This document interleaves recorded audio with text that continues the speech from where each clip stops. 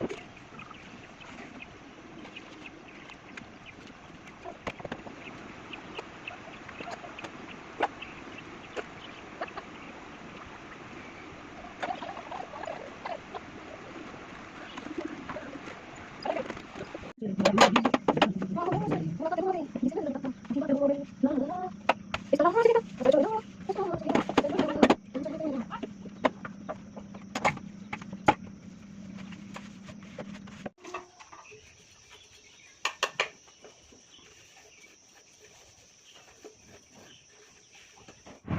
Morning বন্ধুরা, তোমরা সব কেমন আছো? আশা করি ভালো আছো। আর আমার ইতি সরকার ব্লগ চ্যানেলে সবাইকে ওয়েলকাম।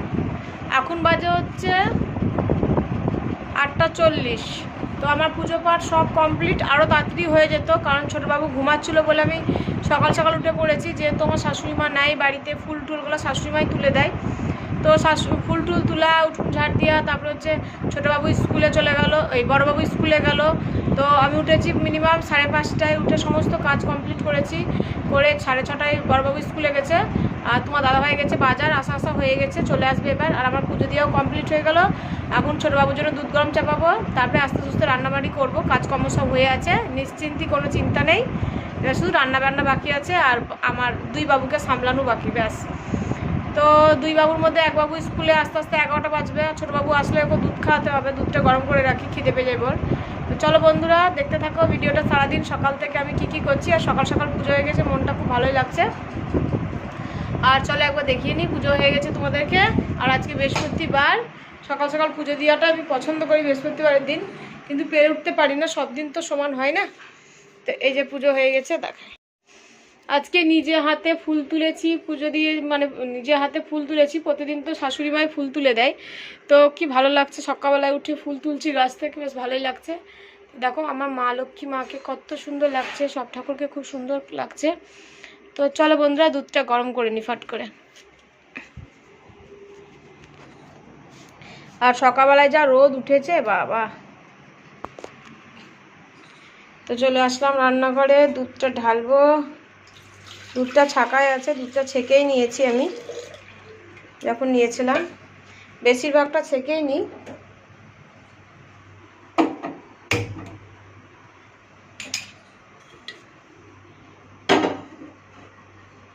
যে বিস্কুট আনলাম, আর সাথে আনলাম ডাল, মুসুরির ডাল ছিল না, তো ডাল নিয়ে আসলাম। আর হচ্ছে এখন চা খাবো, আমার যা চা করে নিয়ে আসলো। তো চলো বন্ধুরা, চাটা খেয়ে নিই। কি? ও আচ্ছা, বলবো। তোর চা কই?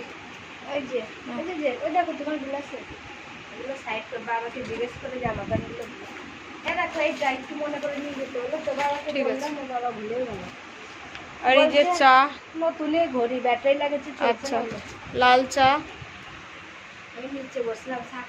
আমি আর আমার যা এখন চা খাবো।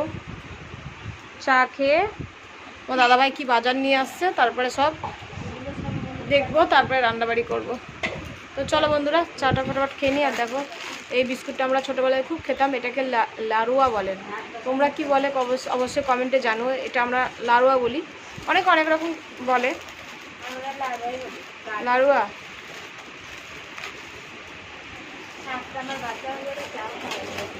তো আজকে বিয়ে বাড়ির থেকে আমার দেওর চলে আসছে, আর আমার শাশুড়ি মা এখন আসবে না, কদিন থাকবে, কয়দিন এখন থাকবে। উনি গিয়ে বাইরে কিন্তু বেশি দিন থাকতে পারে না, বাড়ি আসার জন্য আবার বাচ্চা অনেক সময় তো ঝোঁক ধরে। তো জানি না কয়দিন থাকবে, তাতে হোক নিজের ভিটের থেকে ভালো লাগে না হয়তো থাকতে। এনে বিস্কুট বিস্কুট নিন। তো চলো বন্ধুরা, চাটা খেয়ে নিই।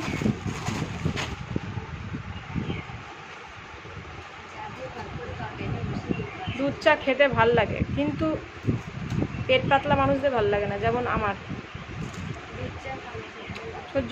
সহ্য হয় না পেটে।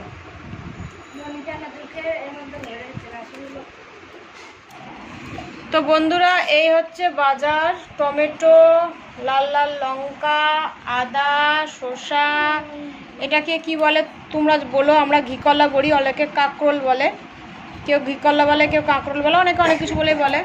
লেবু, কচু, এটা হচ্ছে ঘেরে মাছ, আর এটা হচ্ছে ইলিশ মাছ। তো ইলিশ মাছটা রান্না করব কচু দিয়ে। আর এদিকে ছোটোবাবুর মজাটা দেখো, আসা মাত্রই ঘরের অবস্থাটা কি করলো দেখো। এদিকে তোমার দাদাভাইকে মুড়ি দিয়েছি, মুড়ি খাচ্ছে। আর এদিকে দেখো মুড়ি শসা চানাচুর ছিটিয়ে মিটিয়ে সব ফেলে এখন এক করলো। তারপরে দেখো, দেখে নাও শুধু দুষ্টুমিটা একবার দেখে নাও। ছোটোবাবুর দুষ্টুমি, তুমি দুষ্টুমি করছো?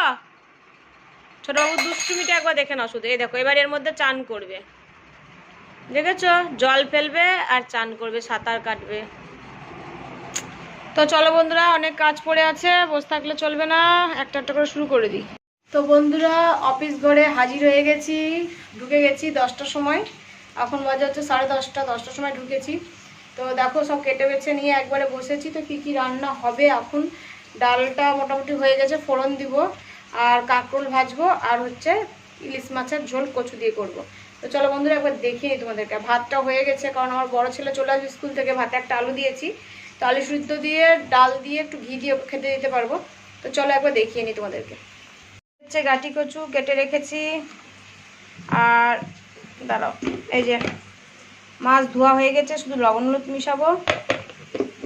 আর এদিকে দেখো কাঁকরোলটা ভাজছি, একটু লাল লাল করে ভাজবো। ঘি করলাটাকে একটু লাল লাল করে ভাজবো, আমরা কিন্তু ঘি করলাই বলি, আর আমার শ্বশুরবাড়ির লোক কাঁকরোল বলে। তো যাই হোক, এটা একটু লাল লাল করে ভাজবো, যে ভাত খাবো, জলখাবারে কিছু খাইনি এখনো। আর এদিকে ডালটা সিদ্ধ করে রাখা হয়ে গেছে, শুধু ফোড়ন দিব। মশলাও রেডি করে রেখেছি, করব 2 দিনকার মশলা করব। আর এই যে ভাত হয়ে গেছে, ফ্যান ঝরিয়ে রেখেছি। এখন কাঁকড়াটা ভেজে ডালটা হচ্ছে ফোড়ন দিব, দিয়ে একটু ভাত খাবো। আর ছোটোবাবু গেছে হচ্ছে আমার জায়ের কাছে, তারপরে হচ্ছে মাছের ঝোলটা করব লাস্টে, পরে করব। তো এখন খেতে বসবো বন্ধুরা। তো দেখো মাছের ঝোলটা কড়াই থেকে ঢালিনি, কেমন একটা লাগছে দেখতে, কিন্তু কালারটা খুব সুন্দর হয়েছিল। ঘরের মধ্যে সব খাবার নিয়ে এসে তোমাদেরকে দেখাচ্ছি। তো দেখো এদিকে হচ্ছে মসুরির ডাল, এর আগেও দেখিয়েছিলাম। আর হচ্ছে ঘি করলা ভাজা, ভাত, আর শাকটা হচ্ছে আমার যা দিয়ে গেল তোমাদের দাদাভাইয়ের জন্য, বললো যে মেজদা খাবে, তো শাকটা দিয়ে গেল। তারপরে খেতে বসছি, আর অনেক রকম গল্প থাকে, সেই গল্পগুলো করছি। কিন্তু তোমার দাদাভাই গল্প করতে ভালোবাসে না, খাওয়ার সময় মোবাইলটাই ভালোবাসে। তো খাওয়া দাওয়ার পর হচ্ছে একটা টানা ঘুম দিয়েছি ছোটোবাবুর সাথে, যেহেতু সব কাজকর্ম হয়ে গেছিলো। মানে হচ্ছে কাজকর্ম হয়েছিল, তারপরে হচ্ছে ছোটোবাবু যখন ঘুমাচ্ছিলো খাওয়ার আগে, তখন একটু ঘুমিয়েছিলাম। আবার হচ্ছে ছোটোবাবু খাওয়ার পর আবার একটু ঘুমিয়েছিলাম। তো এদিকে সন্ধ্যার সময় লাল চা নিয়ে বসে গেছি কলতলার দিকে, চা খাচ্ছি সবাই মিলে। আর হচ্ছে এখন হচ্ছে আমি চাটা খেয়ে রসুন পেঁয়াজ লঙ্কা এগুলো সব ছাড়াতে বসবো, কারণ ভাবছি তরকা লুচি করব। একটু ওয়েদারটা একটু ফুরফুরে আছে, ঠান্ডা ঠান্ডা হাওয়া দিচ্ছে, তাহলে আমি তরকা লুচি করি। বড়োবাবু অনেক দিন ধরে বলছে আমার একটু তরকা করো, আর ও খাচ্ছে আম।